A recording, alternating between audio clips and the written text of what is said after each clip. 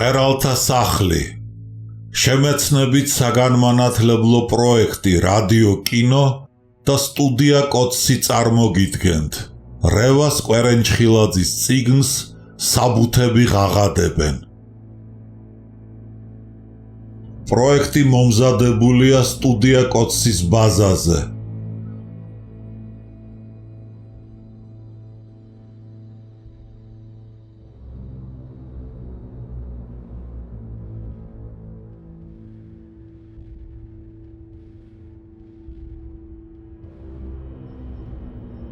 რევას კვერენჩხილაძე, საბუთები ღაღადებენ. წიგნში წარმოჩენილია დამოუკიდებლობის მოპოვების 1918 წლის სიხარულთან ერთად მისი მოვლა პატრონობის მოწოდებანი და გარემოებანი. დამოუკიდებლობის სულისკვეთება და ამის გამომხატველი მიმართვები, პუბლიცისტური წერილები, დაბეჭდილი თუ ზეპირად გავრცელებული ლექსები, ამბები. დამოუკიდებლობის დაკარგვის 1921 წლის ტრაგიკული გარემოებანი. საქართველოს რევოლუციური კომიტეტისა და კომპარტიის ცეკას დადგენილებანი და განკარგულებანი. პარტიის ხელმძღვანელთა აღიარებანი. შინ სახკომის მუშაობის მეთოდების მამხილებელ დაკითხვათა ოქმები თუ სხვა საიდუმლო მასალები. მისივე მუშაკების განამხელი. შინ სახკომის ფარული თუ გაშიფრული აგენტების, დამსმენთა და პროვოკატორთა შეტყობინებანი. რეპრესირებულთა მონათხრობი. განცხადებანი შინაგან საქმეთა კომისრისა და პარტიის ცეკას სახელზე. საპატიმროდან მოწერილი ბარათები და ნაპატიმრალი ლექსები.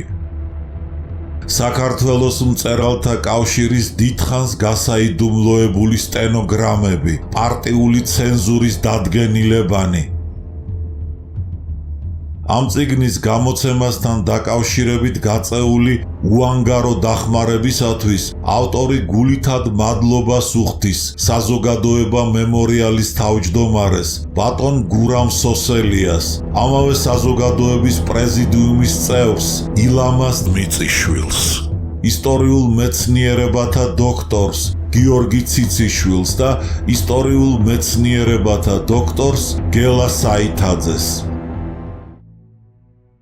რედაქტორი როსტომ ჩხეიძე, ფილოლოგიის მეცნიერებათა დოქტორი, რეცენზენტები გელა საითიძე, ისტორიულ მეცნიერებათა დოქტორი გიორგი ციციშვილი, ისტორიულ მეცნიერებათა დოქტორი. ჩვენთვის ძვირფასია მშობლები, შვილები, ახლობლები, მაგრამ ყველა წარმოდგენა სიყვარულზე თავს იყრის ერთ სიტყვაში: სამშობლო. მარკუს ტულიუს ციცერონი, ძველი წელთაღრიცხვით 106-43 წლები.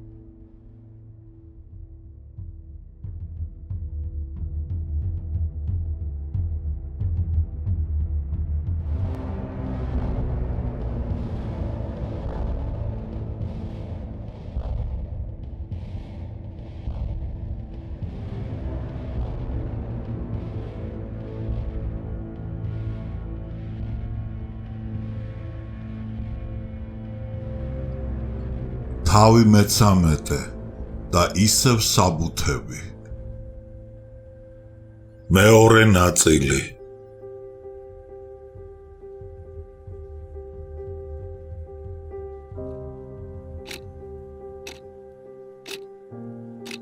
ისევ პოლიტპატიმართა გაუსაძლისი ყოფის ამსახველ დოკუმენტებს დაუბრუნდეთ. ნაწყვეტი ევგენი უჩა სალუქვაძის წერილიდან. მირიანსკიდან გორნოშორიაში გამგზავნეს. ეს კუთხე მდებარეობს მონღოლეთის საზღვარზე და კაცის ფეხდაუდგმელ ადგილას, სადაც ფრინველიც კი ვერ შესძლებს ზამთრობით ფრთების გაშლას. მე და მრავალი ჩემისთანა კირკით და ნიჩბით ხელში რკინიგზის მშენებლობა შევუდექით. უმძიმესი პირობების ატანა მომიხდა ციმბირის სუსხიან ზამთარში. 40-45 გრადუსიან ყინვაში იარაღ ქვეშ დავდიოდით სამუშაოზე და სრულ დაბნელებამდე ვურტყამდით წაკაც ყინვისაგან ქვაზე უფრო გამყარებულ თიხამიწას. საღამოს კი ილაჯ გამოლეული, სასოწარკვეთილი და დაბნეული ბრუნდებოდით ცივ ბანაკში და მკვდარივით მივეგდებოდით ქვეშაგებში. ხშირად საჭმლის ჭამის ძალაც აღარ მქონდა, თუმცა ამ ხრივ სახარბიელო არაფერი იყო. ასე ააშენა სტალინმა ის უკიდეგანო სახელმწიფო, რომლის დერჟავად ქცევას რუსები და გასაკვირი ისაა, ზოგიერთი ქართველებიც დიდ ბელადს ღირსებად უთვლიან. იმ მადლობა ღმერთს დაშლილი ქვეყნის აღმშენებლებს კი გაუსაძლის პირობებში ცხოვრება და შრომა არ აკმარა. უარესი ბედი განუმზადა. აი როგორ აანალიზებს ჟორა ცინცაძე გულაგის ბანაკების რაობას. რა არის კონცლაგერი? ცხადია, ესაა პატიმრების თავისებური წესი. ადამიანი არ იმყოფება ციხის საკანში, მაგრამ იმყოფება მავთულ ხვართებით შემოსაზღვრულ ზონაში, საიდანაც იგი დაყავთ მეორე, ასევე მავთულ ხვართებით შემოსაზღვრულ სამუშაო საწარმოო ზონაში. კონცლაგერი არის ეკონომიკური კატეგორია, წარმოების წესი და იგია ამავე დროს პოლიტიკური წესი. ეს წესი მონური შრომის თავისებური მოდიფიკაციაა და იგი საბჭოეთში დამკვიდრდა ლენინის, ტროცკისა და სტალინის შრომელ ხალხზე დაუღალავი ზრუნვით. ამ ზრუნვის შედეგს ყველა იცნობს. მე-7 ბანაკიდან ჩამოწერა. ბანაკებში მძიმეზე მძიმე საყოფაცხოვრებო პირობებით, უჭმელ უსმელობით, ამას მიმატებული სიქის გამცლელი შრომით ბევრი პატიმარი ავადდებოდა, ბევრიც ყდებოდა, ბევრსაც მარტივად იცილებდნენ. წერალ როდიონ ქორქიეს ჩანაწერი ეპოქის ამბები დამატებით კიდევ ერთ ჯალათს გაგვაცნობს. ვიცნობდი ერთ ჩეკისტს, ძალიან კულტურული, ესე იგი ლიტერატურის მცოდნე კაცი იყო. პიროვნების კულტის დროს საკონცენტრაციო ბანაკის 80,000-იანი კაცის უფროსი იყო. ყოველდღიურად 150 კაცს ხრეტდიო. საამისოდ მოსკოვიდან ნებართვა მქონდაო. საამისოდ მყავდა შერჩეული 30 კაცისაგან ბანდიტებისაგან რაზმიო. ლიტერატორ ალექსანდრე სიგუას წერილიდან ამ წიგნის ავტორისადმი.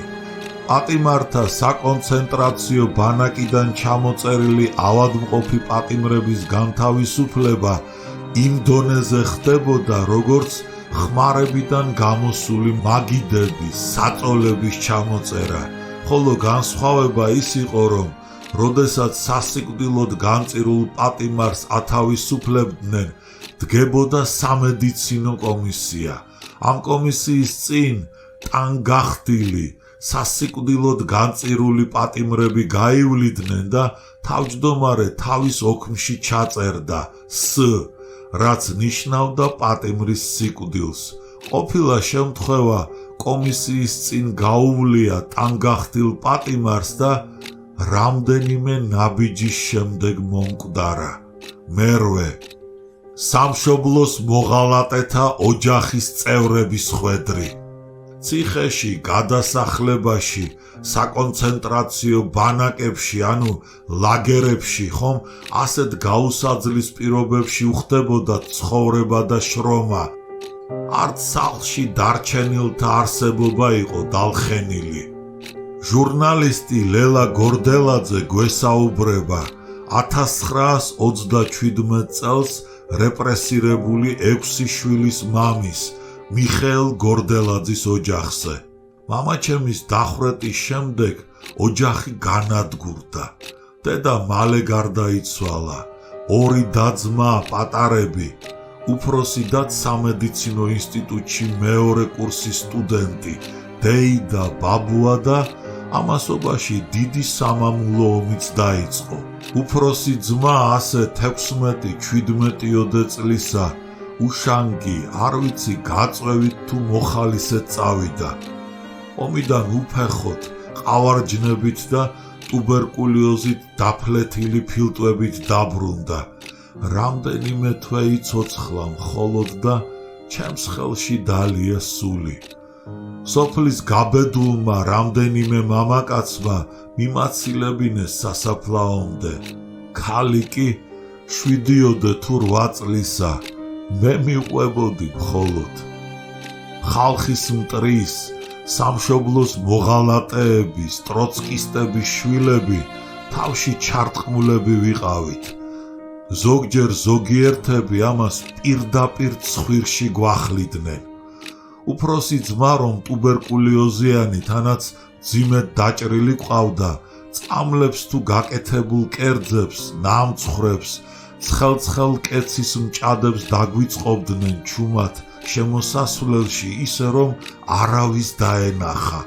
ხან ერთი, ხან მეორე, სხვადასხვა მასწავლებლები გაგვიხმობდნენ ცალკე, მოგცემდნენ გადასახდელ თანხას, თან გვაფრთხილებდნენ, არ გაგვემხილა ვინ მოგცა.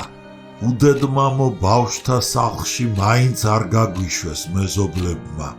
1993 წლის 24 მაისს საზოგადოება მემორიალის გამგეობის ხდომაზე ახალი წევრის მარიამ ვაჩნაძის ნაამბობიდან 1924 წელს მამამისის თავად მიხეილ ვაჩნაძის კახეთში დახვრეტის თაობაზე. კეთილის მყოფელებმა დედაჩემს ურჩიეს, წადით სადმე თავი შეაფარეთ. გლეხები აღელვებულები არიან და თქვენც არ ჩაგქოლონო. ეს არ იყო მხოლოდ გლეხების ამბოხი. მათ ხელისუფლება, მისი პრესა აქეზებდა თავად აზნაურების, სამღვდელოების, ინტელიგენციის წინააღმდეგ. რეაბილიტაციის დრო რომ დადგა, მარიამ ვაჩნაძეს შეუღწევია ინაურთან, უნდოდა გაეგო რისთვის დახვრიტეს მამამისი. ინაურს ვაჩნაძის საქმეში ჩაუხედავს და უთქვამს, არავითარი კონკრეტული ბრალდება არ ჰქონია, დახვრიტეს როგორც თავადიო. აი კიდევ ერთი დასტური რომ სპობდნენ მთელ წოდებებს. თამარ მიქელაძემ, ცნობილი დირიჟორის, ევგენი მიქელაძის დამ, ძმისა და მისი მეუღლის, ქეთევან ორახელაშვილის დაპატიმრების შემდეგ ობლად დარჩენილი ძმისშვილები, 3 წლის თინათინი და 1 წლის ვახტანგი თავისთან გადაიყვანა საცხოვრებლად. ისინი ყაზახისტანში ერთად გადაასახლეს. მეცხრე რეპრესირებულთა ბედის დამალვა. შინსახკომი რეაბილიტაციების დაწყების შემდეგაც მალავდა დახვრეტის ფაქტებს და ეს ცხადია ხდებოდა ცენტრალური მთავრობის განკარგულებით. ეშინოდათ ხალხს ერთბაშად არ გაეგო მთელი საშინელება.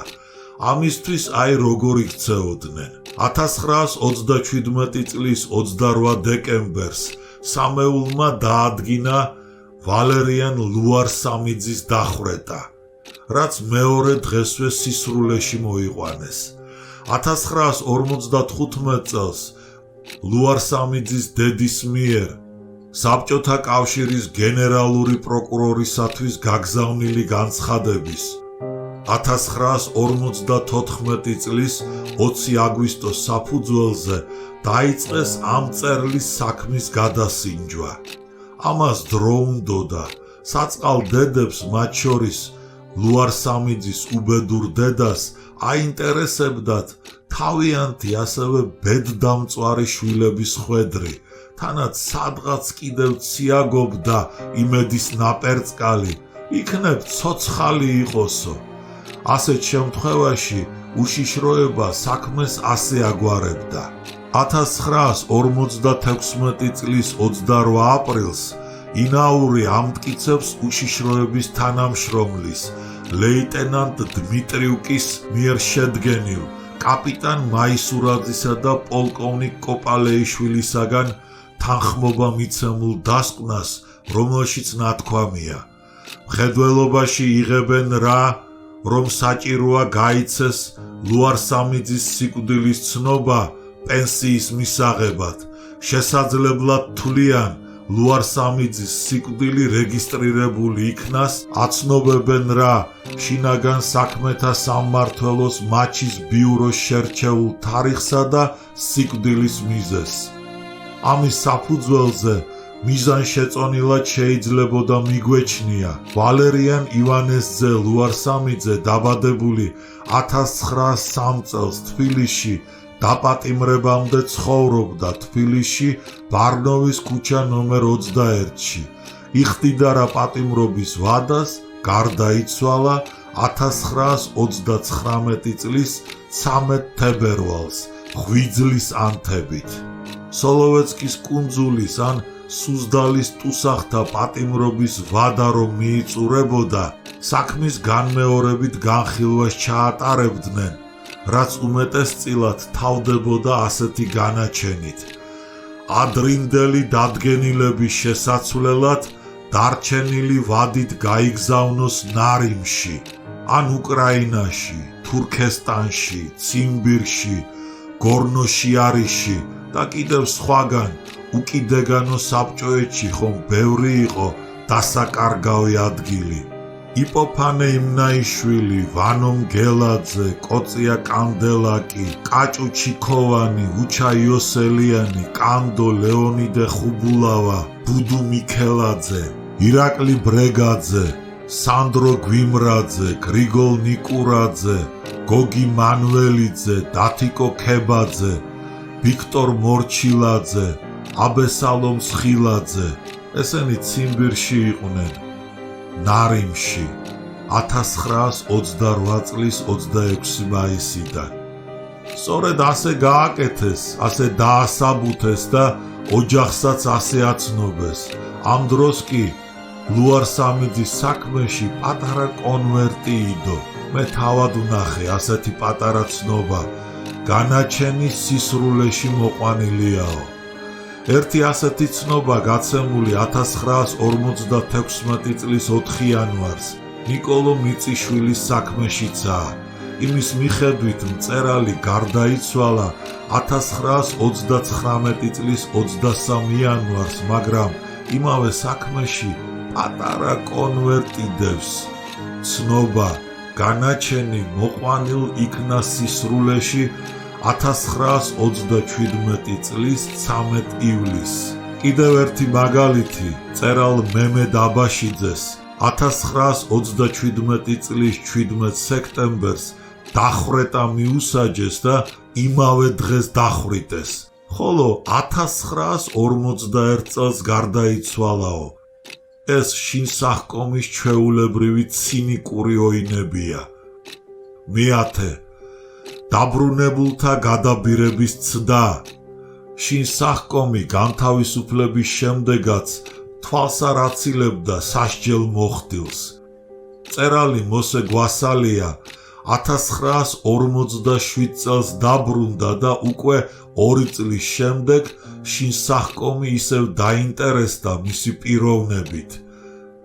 საგამოძიებო საქმეში არის დასკვნა, რომელშიც აღნიშნულია გვალიასათვის ერთ ჯგუფში მყოფი კალე ბობოხიძე, ნიკოლოზ ფხაკაძე, ფრიდონ ნაროუშვილი არც ერთი არ დაუპატიმრებიათ. აქ გაკვირვების ნიშანია. მართლაც ეს უკანასკნელი კიდეც დააპატიმრეს და მეტიც უყვეს. გვასალიას საქმეშიც ახალი მონაცემები არაა მისი ანტისაბჭოთა საქმიანობაზე, ამიტომ ვიღებთ რა მხედველობაში მასალების დაუსაბუთებლობას დაპატიმრებისაგან თავი შევიკავეთ. წინადადება მიეცით განყოფილებას გვასალიას დამუშავება განაგრძოსო. რეაბილიტაციის შემდეგაც კი იყო ცდა გვასალიას ჯაშუშად გადაბირებისა. 1958 წლის 13 ნოემბერს აფხაზეთის ავტონომიური რესპუბლიკის უშიშროების მეოთხე ნაწილის უფროსი გუსევი წერდა თბილისს. გადმოსაბირებლად ვსწავლობთ გვასალიას და მისი გამოძიების საქმე ან აგენტურული დამუშავების მასალები გადმოგვიგზავნეთ. და კიდევ ვინ იცის რამდენი იყო ასეთი მაგალითები. ახლა როდესაც ეს წიგნი წაიკითხეთ, კიდევ რამდენი წიგნი, მოგონება, ნარკვევია, რამდენი ფილმია, სპექტაკლი, სატელევიზიო დადგმა და გადაცემაა. სინდისიერად რომ გვიჩვენებს მე-20 საუკუნის საქართველოს წინამძღოლთა პარტიული დოგმებით შეზღუდულ მოღვაწეობას. ამ უუნარო მოღვაწეობით მოტანილ უბედურებებს, რაც გადაიტანეს ჩვენმა წინაპრებმა, ჩვენმა ახლობლებმა. თუ გულთან ახლოს არ მიიტანეთ საბჭოური, ანუ ბოლშევიკურ კომუნისტური რეჟიმის საშინელებანი, იმაზე მაინც თუ გიფიქრიათ, რომ მომავალში არ განმეორდეს ასეთი უბედურება. თუ ჩემი აზრი გაინტერესებთ, გეტყვით, რომ ბევრ თქვენგანს გულთან მაინც და მაინც არ მიგიტანიათ არც თქვენი და თქვენი შვილებისა და შვილიშვილების მომავალზე გიზრუნიათ სათანადოდ. ეს საყვედური რომ ლიტონ სიტყვებად არ მიიღოთ, ცოტა შორიდან მოუვლი და უფრო საბუთიანად დაგიმტკიცებთ. კომუნისტური საბჭოეთის საკონცენტრაციო ბანაკებიდან გაქცევის ცდები, რა თქმა უნდა, იყო. 1001 წარმატებით მთავრდებოდა, თუმცა ასეთი კითხვაც არ იყო უსაფუძვლო. სად უნდა გაქცეულიყავი?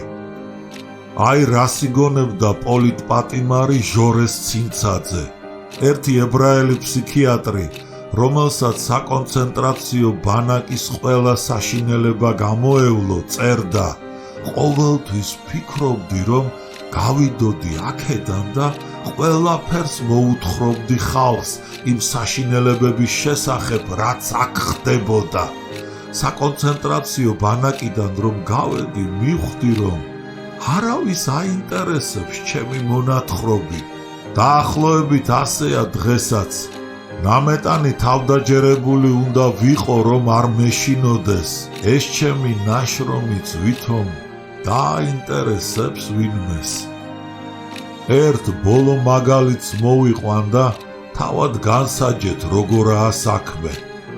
ეგაა რომ ამისათვის დამჭირდება ლიტერატურულ საქართველოში 2002 წელს გამოქვეყნებული წერილის ოდნავ შეცვლილად გამოყენება. თითქოს არაბთა და მონღოლთა, სპარსთა და ოსმალთა დაუნდობელი ურდოების შემოსევებით გაპარტახება არ ეყოფოდა საქართველოს. თითქოს მე-19 საუკუნეში ერთმორწმუნე რუსეთის სიმუხთლემ რომ უარესი დაგმართა, ის არ იყო საკმარისი. მე-20 საუკუნის წითელმა ჭირმა კომუნისტებმა მთლად მოგვათავეს, ხრიტეს და ხრიტეს საქართველოს საუკეთესო შვილები 1921-1924 წლებში სპობდნენ და ძირკვავდნენ ნაღებ ქართველობას 1936, 1937, 1938 წლებში. როგორ შეიძლებოდა დაგვევიწყა ჩვენი დაცხრილული ბაბუები. ყოველდღე არ გაგვახსენდებოდა საშინელი წამების შემდეგ დახვრეტილი ჩვენი მამები, დედები და ძმები, გადასახლებაში გაწამებული ახლობლები. ყოველდღე გვახსენებს თავს ჩვენს მიერ გადატანილი უბედურებანი, ყოველდღე, მაგრამ ხომ უნდა ყოფილიყო საბჭოთა სოციალისტური რეპრესიების მსხვერპლთა გოგონების ერთი განსაკუთრებული და საერთო დღე და რომელი დღე გაგვახსენებდა ყველაზე უფრო მწვავედ წითელი ტერორის იმ საშინელებებს, იმ საყოველთაო შიშს, როცა არავინ იყო დაზღვეული, რომ ხელს არ სტაცებდნენ და არ წაიყვანდნენ ტყავის ჯუბიანი ან მაუზერ ნაგანიანი ჩეკისტები და შინსახკომელები. მით უმეტეს თუ თავადაზნაურული ან სასულიერო წარმომავლობის ან და ინტელიგენტი და ძველი არმიის ოფიცერი იყავი. გულზე არ გეხატა შენი ქვეყნის დამოუკიდებლობისა და თავისუფლების წამრთმევი კომუნისტები. როცა ამინდი დაუდგა ბნელ ძალებს, აღზევდნენ მედროვენი და არაკაცები, მაბეზღარები და დამსმენები. ყველაზე მეტად რომელი დღე მოგვაგონებდა იმ საშინელ ჟამს, როცა ბევრი გრძნობდა შინსახკომელები დღეს თუ არა ხვალ წინ წაიგდებდნენ. ამიტომ მომცრო ჩემოდანში თუ საკოიაში ჩალაგებული ჰქონდათ თბილი წინდები და საცვლები. როცა ღამით მიყურადებული იყვნენ ეტლი ან მანქანა მათ სახლთან, მათ სადარბაზოსთან ხომ არ შეჩერდებოდა, კიბეებზე ჩექმების ბრახუნი მათ კარებთან ხომ არ შეწყდებოდა, როცა კარზე მიკაკუნება შიშით აგიტანდა, ჩეკისტებმა ხომ არ მოგვაკითხესო. ყველაზე უფრო მძაფრად რომელი დღე გაგვახსენებდა შენიანის ბინაში ჩხრეკისას ყველაფრის გადმოქოთებას, რასაც შიშით დაზაფრულ ბინის პატრონთან ერთად უსიამო გრძნობით შეპყრობილი მეზობლების, ზოგ შემთხვევაში თავად დამსმენი მეზობლის თანდასწრებით აკეთებდნენ. რომელი დღე აღგიდგენდა მეხსიერებაში, თუ როგორი განწირული მზერით ემშვიდობებოდნენ მამები თავიანთ მცირეწლოვან მძინარე შვილებს. იმასაც ნათლად დაგიყენებდა თვალწინ, როგორ გამოყრიდნენ ბინიდან ხალხის მტრის იარლიყით დაღალული ადამიანის ცოლ-შვილს და როგორ შეასახლებდნენ მათ ბინაში შინსახკომის თანამშრომლებს, უმეტესად რუს ან სომეხ ჩეკისტებს, მაგრამ ვაი რომ ხშირად ცოლებსაც ასახლებდნენ შორეულ ჩრდილოეთსა და შუა აზიაში, უფრო მეტიც მთელი ოჯახი, მთელი მოდგმაც მოუთხრიათ დედაბუდიანად. თვალწინ დაგვიყენებდა ციხეებთან პერედაჩის გადასაცემად რიგში დგომით გაწამებას და იმაზე სმენად გაფაციცებას, ეგებ გავიგო ჩემი პატიმარი ცოცხალი თუ არისო. შეგვახსენებდა რა იმედებს გვისახავდა მტკიცება, თურმე ვერაგული. მისჯილი აქვს 10 წელი მიმოწერის უფლების გარეშეო და გულის გადასივებამდე რომ ველოდით ამ წლების გასვლას დაკარგულ ჩვენიანებზე რაიმეს გაგებას.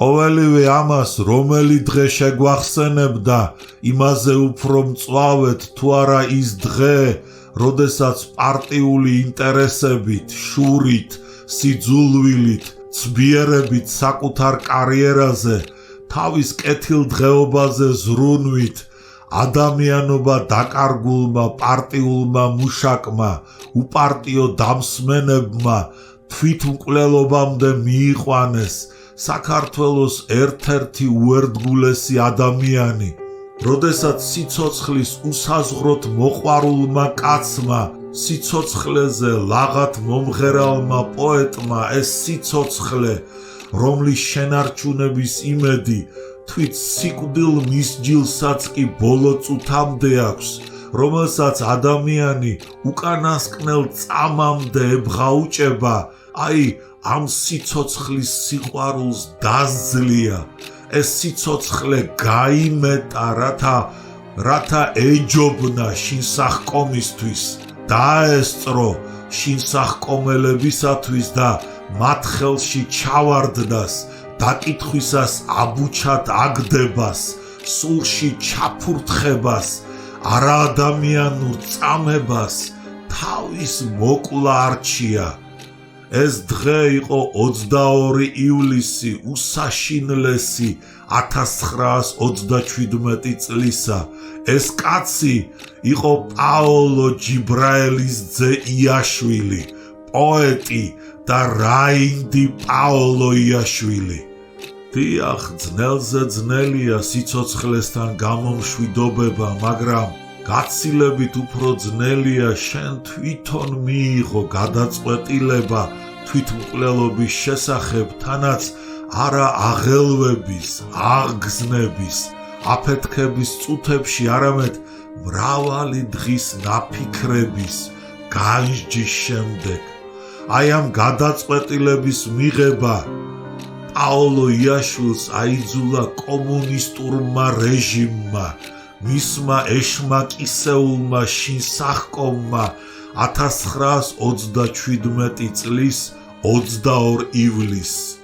ამ შემზარავი გადაწყვეტილების მიღება ყველაზე უფრო მტკივნეულად გაგვახსენებდა 1927-ს, მის საშინელებებს, მის წინა და მომდევნო სისხლიან წლებს, საერთოდ საბჭოურ ბოლშევიკურ, საბჭოურ კომუნისტურ დაუნდობლობას და იმასაც, როგორ გვისივდებოდა გული ამ ჯალათებისათვის, გუნდრუკის კმევასაც რომ აიძულებდნენ ხალხს. ეს დღე იმასაც გაგვახსენებდა, როგორ გვერიდებოდნენ სკოლაში თანაკლასელები, როგორც ხალხის მტრიშვილს, სახლში ნათესავ ახლობლები და მეზობლები, როგორც ტროცკისტის ოჯახს და მადლიერების გრძნობა იმასაც აღგვიდგენდა გონებაში, თუ ვინმე თბილად შეხედა, ან ორი ღერის სიტყვა, ან შებრალებისა თუ გამხნევების გამოხატვა გაიმეტა რეპრესირებული შვილისა და ცოლისათვის, მით უმეტეს თუ რაიმეთი დახმარებაც გაბედა. იმასაც ამოატივტივებდა მეხსიერებაში, რეპრესია გადატანილი შენიანი რომ გეუბნება, ამან და ამან. ჩვენს ოჯახში რომ ბევრს პურბარილობდა, ქუჩაში შარაზე თვალი ამარიდა, მეორე მხარეს გადავიდა. შეგვახსენებდა, მეხსიერებაში ამოატივტივებდა, მაგრამ როგორ შეიძლება სრულად გავიგოთ და სავსებით განვიცადოთ ის მდგომარეობა, რასაც ადამიანი განიცდიდა, როდესაც აზრისათვის, შეიძლება გამოუთქმელი აზრისათვის, შენი ქვეყნის სიყვარულისათვის, მის თავისუფლებასა და დამოუკიდებლობაზე ზრუნვისათვის აცილებდნენ ოჯახს, შვილებს, მეუღლეს, საყვარელ საქმეს და მისთვის იღებოდა ბჭენი ჯოჯოხეთისანი. საკანში გამოკეტილს ჩექმებით შესდგებოდნენ. ჩვენ სულ მუდამ უნდა გვახსოვდეს, რომ ასეთი წამების გზა გამოიარეს ჩვენმა ბაბუებმა და ბებიებმა, მამებმა და დედებმა, ძმებმა და დებმა, ჩვენი ქვეყნის საუკეთესო გამოჩენილმა მოღვაწეებმა, რომელთა მწარე ხვედრს ნათესავისა და ახლობლის ბედით განვიცდით და განვიცდიდით. და იმ უბედურ ვარსკვლავზე დაბადებულთა სვე ბედსა და ბედისწერას განსაკუთრებული სიმწვავით გაგვახსენებდა პოლიტიკური რეპრესიების მსხვერპლთა ხსოვნის დღედ გამოცხადებული 22 ივლისი. ჩვენი ერთ-ერთი საუკეთესო პოეტისა და მოღვაწის პაოლო იაშვილის თვითმკვლელობის დღე. ეს დღე დახვრეტისა თუ სადღაც უკიდურეს ჩრდილოეთში, ციმბირისა და შორეული აღმოსავლეთის ბანაკებში დაღუპვის გამო უსაფლაოდ დარჩენილთა ხსოვნის დღეც იქნება.